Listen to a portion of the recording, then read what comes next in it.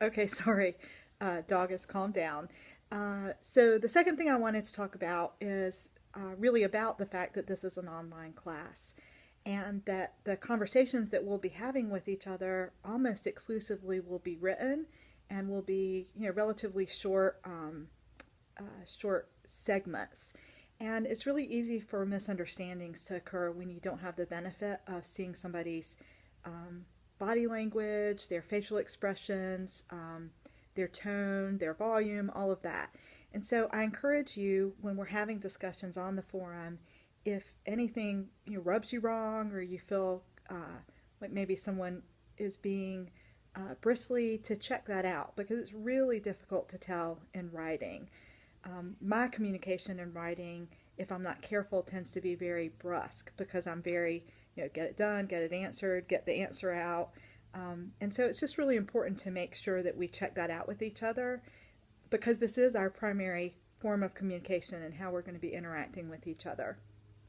I wanted to talk for a second about grading, particularly when you turn in your papers and then you'll get my feedback. I try to be very prompt and return papers within a week. That's going to be a challenge because there are so many students on this in this class.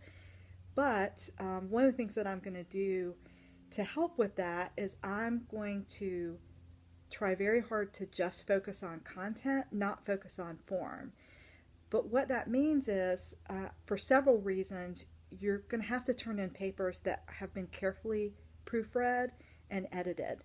Um, One is the number of students in the class, but the really critical and more important reason is that when you're writing a grant, you don't get to send it. The funder doesn't send it back to you with typos or word choice that's awkward and you can't understand it. The funder needs to be able to read the proposal and read it quickly and everything to be very clear and succinct. And so that's the expectation that I'm going to have for your writing in this class. If you turn in a paper that has more than 3 typos or times that I can't understand what you're trying to say, then I'll give it back to you. And you'll have 24 hours to turn it back in. You'll also lose all the credit that you have for mechanics on that paper. Um, it's just going to be really important for folks to review and to turn in work products that they're proud of and that they feel like are their best work when they turn in papers. So I hope y'all will agree with me on that. The final thing that I wanted to talk about was how to approach this class.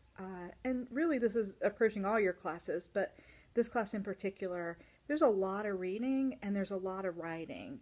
And because this is an online class, it's really self directed. I strongly encourage you to go ahead and thoroughly read the syllabus and thoroughly read every assignment, including the rubric that is within the assignment.